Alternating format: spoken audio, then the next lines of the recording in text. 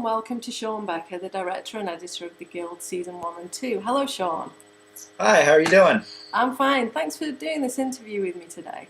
Well, thank you for having me. So I thought we could start off with maybe having a potted history of Sean Becker. Sure. Basically, as far as I've always been a big fan of TV and film, and I guess like my whole interest in like actually doing this started in high school. We had a television production class that was kind of like a thrown together elective at the last second, and I took it and I really enjoyed it. This was the first time I got to like use a camera and like make shorts. I mean, I should probably find them and post them. Like they're not good, but Yeah. I don't know. It might be fun to put those up someday. Yeah. And taking that, I went to college, and I actually went to college as a business marketing major. And I had taken one semester of that, and as an elective there, I took an acting class. And acting being associated with filmmaking and just performing in general, that was the best part of my day was when I would go to that class. So after one semester, I kind of figured that maybe that's the direction I should go. So I changed majors to their film and TV program, and then graduated from San Jose State in 2003. And then after that, I worked for a short while with this sketch comedy show that was based up in San Francisco at the time. And I worked there for just one season, but I ended up winning an Emmy working on that show for just that one. And so after that, me and another buddy who I went to college with, Payman Benz, we both decided like, hey, I'm a big fan of your videos, you're a big fan of my videos, let's put them all together. And we decided to just do that and create Awkward Pictures. And then through that, we went on like a short film festival run for a while, but then decided like, let's just put our stuff online. And then just through doing that, we gained a far bigger audience and far bigger response than we would have done with film festivals. Whereas with the web, you put it up and instantly it's seen by thousands of people. And so we ended up doing that and got in just at the right time for YouTube when it was still building, and got to build a fan base through that. And then just through MySpace and YouTube, met Greg Benson, met Kim Evie, formed a relationship with them, started working with them on Gorgeous Tiny Chicken Machine Show, which I'm sure you're familiar with. Yes, I'm familiar with your work on that, yes. I love Countercorn. I've had multiple positions on that show. I was a boom operator, and then a cast member, and then a director for a little while, and then an assistant director, and then a cast member again. And then through that, just knowing Kim Evie, who created Gorgeous Tiny, she at the same time was working on The Guild with Felicia Day, who I had actually never met, and her husband Greg had done season 1 of The Guild, and he was unavailable to do season 2, so they both contacted me and asked if I'd be interested, and I went and watched all the shows and immediately fell in love with the characters in the show and wanted to do it. And so then came on for season 2 and then stayed on for season 3. Comedy Gumbo is starting up again, isn't it?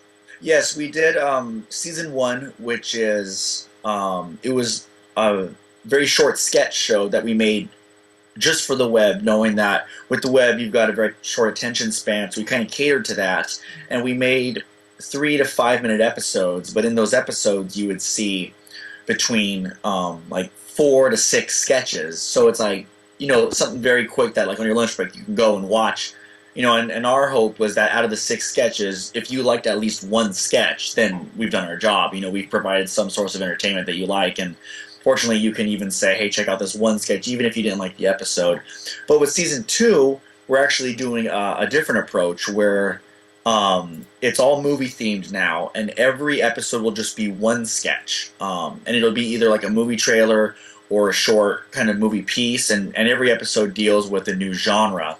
So we'll have like sci-fi, chick flick, biopic and all that. So it was fun. It was a new direction to go with it. But and I'm currently working with Jeff Lewis, who plays Vork on The Guild, and just from doing sketch comedy, he's written a ton of sketches, and so we're hoping to just start filming some of those sketches, the ones that have done really well on stage, and see which ones can transition to film. That's something that we're just talking about now. So. And can we say where you are? Yes, I'm currently in. I don't know if you'll be able to recognize this too much, but I am in Kodex's bedroom from the set. Yeah, that's where Tara was. Yeah. Oh yeah, that's cool. And Dina. Yeah. It's not as glamorous because it's not lit by professionals, but it's actually a guest bedroom at Kim Evy's house, who's a producer on The Guild. Lots of people have sent in questions, so I'm going to go through some of those. Now, Megan did ask about how you became involved with the Guild, and we did. You touched on that in your introduction. So, who was it? Was it Felicia and Kim who asked you to come onto the Guild? Kim had actually, Kim and Greg did, and I remember when they had called, because they both had actually called me separately just to see if I wanted to do it, and I was really enthusiastic about it because I wanted to take on something new. And at the same time, I knew that The Guild was already a popular show and that it was someone else's writing, which to me was new because I had never directed anything that I hadn't written myself. Didn't meet Felicia until we did the first table read for season 2. And then I came on for the 4 episodes, and then they asked me to stay for the rest of the season, which I was excited about initially to keep working, but then also like, oh, okay, cool, they must be happy with what I'm doing, because I'm never sure, until we're all done. I'm always like second guessing myself. Didn't Megan have another question I read? She did, but I wasn't going to actually ask you that because that was quite rude. I thought it was a bit of a carpets and curtains question. Yeah. Oh, good callback. It's funny. I had to look it up. I didn't know what that meant. I've never heard that term before. All right. So we'll go to something completely different now. Somebody called JK, I don't know who that is, has asked me to ask you about the conquest thing. Because I'm a huge comic book nerd. I love going to Comic-Con. I've only gone, I think, the past 3 years, but I've always had a blast, and I've always just thought, like, oh, it's so right for, like, grabbing a camera and running around. And so I talked to Jared about it a while back, and he had the same thing, too. He's like, I always wanted to do that, too. I'm like, well, we should do it. Because I didn't realize how much I would be doing for the Guild. So I was doing interviews there, and we were doing the panel. And so I felt really bad because I had 0 time to do Conquest. So it was like any little moment that we had, we would just grab the camera and run with 0 plan. And if you watch the episode that we do with Andrew Seeley, I had to go. Like, we had set up, and that was when I got a thing that said, hey, we're going to go hang out at this party with Joss Whedon. And I'm like, oh God, I gotta go to this. And then and I turned to them, but everyone understood, but it was like literally the second we were done, I had to run from the convention center like 8 blocks to the hotel to change and then run to the after party after that.